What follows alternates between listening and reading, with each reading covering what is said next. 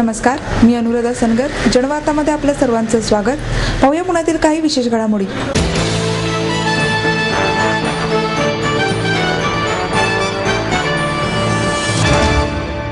माहेर सोडून सासरी आले. इथेही प्रेमाची मायेची माणसं होती, पण माझं भविष्य सुरक्षित आहे याचा आनंद आत्मविश्वास वाढवणारा होता.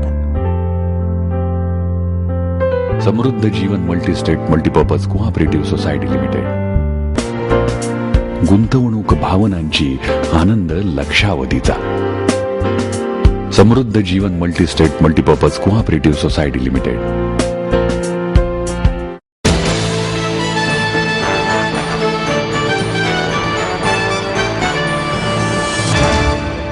महापौरांच्या समोरील राजदंड पळवण्याच्या प्रयत्नात मनसे आणि सत्तारूढ आघाडीच्या नगरसेवकांमध्ये झोंबाझोंबी झाली. यामुळे सभागृहात तणाव निर्माण झाला. नगरसेविका रेश्मा भोसले यांनी महापालिकेच्या अधिकाऱ्यांना हाताशी धरून संगणक प्रणालीमध्ये फेरफार करून मिळकत कराची मागील तारखांची बिले भरली. निवडणूक अर्जासोबत ही बिले जोडून निवडणूक आयोगाची फसवणूक केली आहे. भोसले यांच्यावरही गुन्हा दाखल करून त्यांचे नगरसेवक पद रद्द करावे या मागणीसाठी मनसेच्या सदस्यांनी सर्वसाधारण सभेत आंदोलन केले. मनसेच्या नगरसेविका कल्पना बैरट यांच्या प्रकरणात तातडीने त्यांचे सदस्यत्व संपुष्टात आणण्याचा निर्णय घेणारे आयुक्त महेश पाठक या प्रकरणात दबावापोटी टाळाटाळ करत असल्याचा आरोप करत मनसेच्या सदस्या ॲडव्होकेट रुपाली पाटील आणि सुशीला नेटके यांनी आयुक्तांना साडी आणि बांगड्या देत निषेध नोंदवला. यामुळे संतप्त झालेल्या अधिकाऱ्यांनी मनसेचा निषेध करत सभागृहातून वॉकआउट केले. परंतु यानंतरही मनसेच्या सदस्यांनी जोरदार घोषणाबाजी सुरू ठेवली. तसेच महापौरांसमोरील राजदंड पळवण्याचा प्रयत्न केला. नेमके त्याचवेळी राष्ट्रवादी काँग्रेस आणि काँग्रेसचे सदस्य पुढे सरसावले आणि राजदंड पकडला. राजदंड सोडवण्यासाठी साधारण 10 मिनिटे झोंबाझोंबी सुरू होती. यामुळे वातावरण अधिकच तापले. परंतु यानंतर ज्येष्ठ सदस्यांनी मध्यस्थी करत सदस्यांना भाषणाची परवानगी दिली. सदस्यांची भाषणे सुरू झाल्यानंतर आयुक्त आणि अतिरिक्त आयुक्तही सभागृहातून बाहेर पडले. सत्ताधारी पक्षाच्या सदस्यांनी मनसेच्या सदस्यांच्या आंदोलनाच्या पद्धतीवर जोरदार टीका केली. प्रकरण न्यायप्रविष्ट असताना सभागृह वेठीस धरणे योग्य नाही. जनतेच्या कामांसाठी सभागृहात आंदोलन करणे ठीक आहे, परंतु वैयक्तिक द्वेषापोटी सभागृहाचा वेळ वाया घालवणे न पटणारे आहे, अशी टीका विरोधी पक्षनेते अरविंद शिंदे, बाबूराव चांदेरे, अविनाश बागवे, संजय बालगुडे यांनी केली. मनसेचे गटनेते वसंत मोरे म्हणाले, या प्रकरणाचा पाठपुरावा करत असताना मनसेच्या उमेदवारांना संबंधितांकडून त्रास देण्यात येत आहे. माझ्या मालमत्तेची माहिती गोळा करण्यास सांगण्यात आला आहे. स्थानिक नगरसेवक राजू मोरे आणि आशा साने यांना त्रास देण्यात येत आहे. ही कोणती पद्धत? सत्ताधारी सत्तेचा दुरुपयोग करत आहेत. सर्व पुरावे भोसले यांच्या विरोधात असताना आयुक्त कारवाईस टाळाटाळ करत आहेत. आयुक्त कोणाच्या दबावाखाली काम करतात, असा सवालही मोरे यांनी केला. आम्ही विरोधी पक्षात आहोत, त्यामुळे अगोदरच अधिकारी आमची कामे करत नाहीत, त्यामुळे त्यांनी बहिष्कार घातला तरी काही बिघडणार नाही, असेही ते म्हणाले.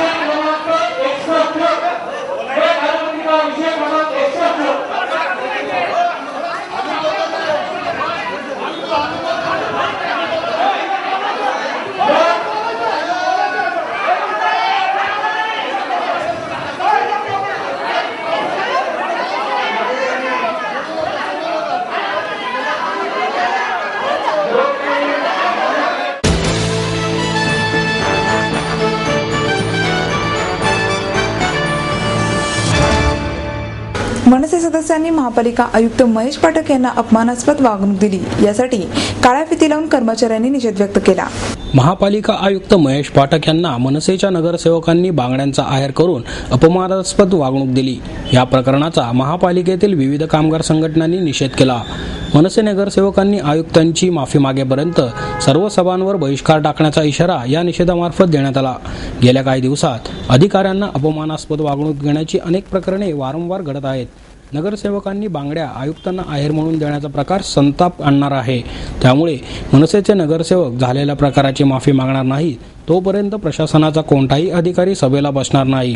मात्र नगरसेवकांची गैरसोय होऊ नये म्हणून काळ्या फिती लावून कामकाज करणार आहेत. शिवाय या गैरप्रकाराचा निषेध करण्यासाठी अधिकारी आणि सेवकांची सभा होणार आहे. मनसे सदस्यांनी महापालिका आयुक्तांना अपमानास्पद वागणूक दिली. प्रशासकीय काम करत असताना अशी वागणूक आणि वैयक्तिक आरोप करण्याचे प्रसंग वारंवार येतात. आयुक्तांची अशा पद्धतीने अवहेलना केली तर इतर अधिकारी आणि कर्मचाऱ्यांच्या बाबतीत काय, असा प्रश्न आता उपस्थित होत आहे. सर्वसाधारण सभेत घडलेल्या प्रकाराबाबत मनसेचे सदस्य जोपर्यंत माफी मागत नाहीत तोपर्यंत अधिकारी सभेत हजर राहणार नाहीत. या प्रकरणाचा निषेध करण्यासाठी महापालिका भवनाच्या हिरवळीवर सभा बोलवण्यात आली होती. दुसरी तिसरी घटना आणि महाराष्ट्रात अशा अनेक घटना घडतात. सर्वसामान्य कामगार कर्मचारी वास्तविक प्रशासन कोणाच्यासाठी चालवतं?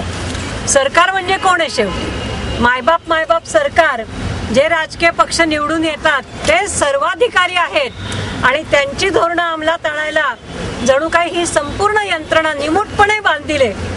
असं एक वातावरण आज संपूर्ण महाराष्ट्रात नव्हे देशात तयार झालेलं आहे.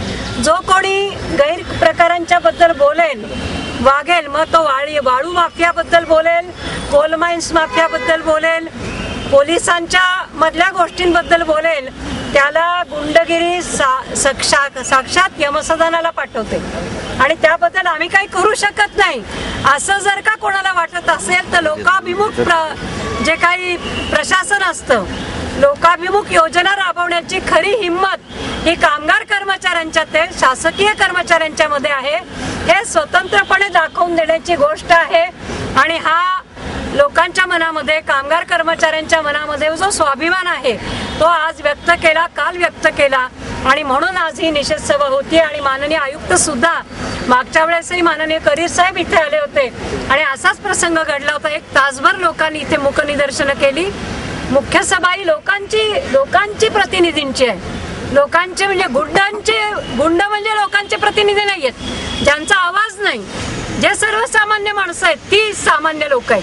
हे कोणाचे प्रतिनिधी आहेत? थोडक्या मताने निवडून येऊन जर का गुंडगिरीच्या बळावर हे राज्य करणार असतील तर आम्ही सुद्धा माहितीच्या अधिकारापासून सगळे अधिकार आमच्या पुढे सगळ्या फायली असतात, आम्हाला सगळं माहिती असतं आणि जी दडपणं आणली जातात ती दडपणं मोडून काढायला हा शासकीय कर्मचारी नक्की पुढे येईल असा मला विश्वास वाटतो. आजच्या प्रसंगामध्ये इथे महसूल खात्याचे पाचुरणे आलेले आहेत. त्या सोनवण्यांचा खून केला त्याच्या वेळेस सगळ्यांनी मोठ्या प्रमाणात निदर्शनं केली.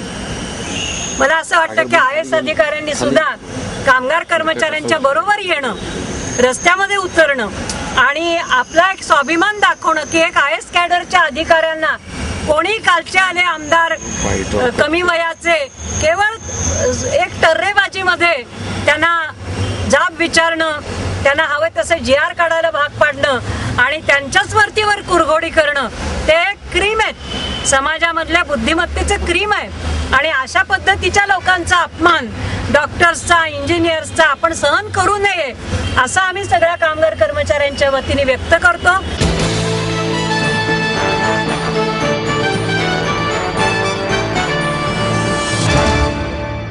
आराध्य फिल्म्स निर्मित तिच्यासाठी काय पण या चित्रपटाच्या संगीत सीडीचे प्रकाशन मंगेश तेंडुलकर यांच्या हस्ते करण्यात आले.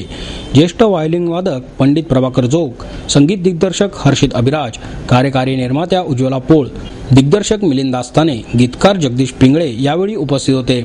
तेंडुलकर म्हणाले, कोणताही कलाकार चांगल्या मनस्थितीमध्ये असेल तरच त्याच्याकडून उत्तम दर्जाची कलाकृती होते. त्यासाठी कलाकाराने इतरांच्या कलाकृतीचाही आनंद घेतला पाहिजे. असे सांगतानाच कला निर्मिती करताना कलाकाराने ती कला जगली तरच ती रसिकांना आवडू शकते असे मतही त्यांनी व्यक्त केले. पुढे ते म्हणाले, कलाकार आणि रसिक यांचे नाते रक्ताच्या नात्यापेक्षाही अधिक जवळचे असते. त्या कलाकाराने जर कला निर्मिती करताना आनंद घेतला नाही तर रसिकही त्याचा आनंद घेऊ शकणार नाहीत. कला निर्मिती ही दैवी देणगी असून कलाकार इतरांच्या आयुष्यात 4 क्षण आनंदाचे निर्माण करत असतो. प्रभाकर जोग म्हणाले, सध्याच्या काळात संगीत निर्मितीसाठी आधुनिक तंत्राचा वापर केला जातो. संगीतासाठी तंत्राचा अतिरेक झाला तर त्याचा दुष्परिणाम होऊ शकतो हे रसिकांनी लक्षात ठेवावे असेही ते म्हणाले.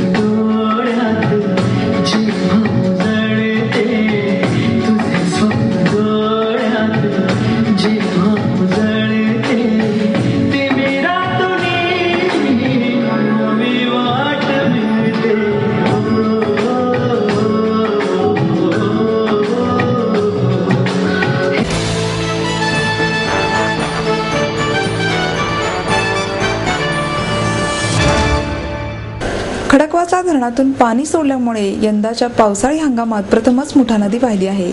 पाणलोट क्षेत्रात झालेल्या पावसामुळे खडकवासला धरण 90% आसपास भरले. धरण परिसरात पाऊस सुरूच असल्याने खडकवासला धरणाचे दरवाजे उघडण्याचा निर्णय घेण्यात आला.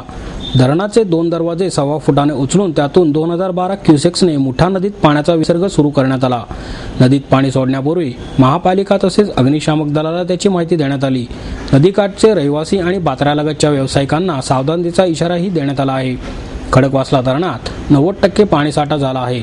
या धरणाची पाणी पातळी 80 ते 85% पर्यंत स्थिर ठेवण्यात येणार आहे. त्यापेक्षा जास्त पाणी सोडण्यात येणार आहे. दरम्यान खडकवासला प्रकल्पातील 4ही धरणांच्या पाणलोटात पावसाच्या सरी बरसत आहेत. या पावसामुळे प्रकल्पाचा पाणीसाठा 72.50% पोहोचला आहे. पानशेत धरण 83%, वरसगाव धरण 65.44% आणि टेमघर धरणात 58% पाणीसाठा झाला आहे. पानशेत धरणाच्या पाणलोटातील पावसाचे प्रमाण वाढल्यास त्यातूनही पाणी सोडण्याचे नियोजन करण्यात येत आहे.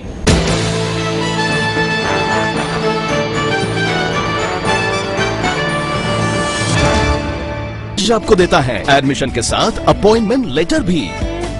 बी civil, computers, electronics, electronic and telecommunications, IT and mechanical.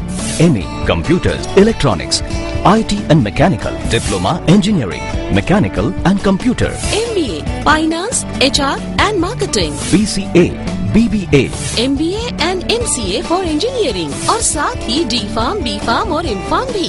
Siddhant International School CBSE from nursery to 5th standard, Siddhant College, transport एवं हॉस्टल फैसिलिटी, 22 एकड़ का विशाल कैंपस, AICT दिल्ली और पुणे यूनिवर्सिटी द्वारा मान्यता प्राप्त.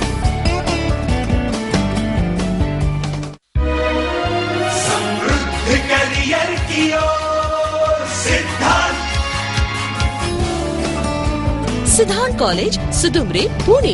एडमिशन के लिए आज ही कॉल करें या लॉग ऑन करें.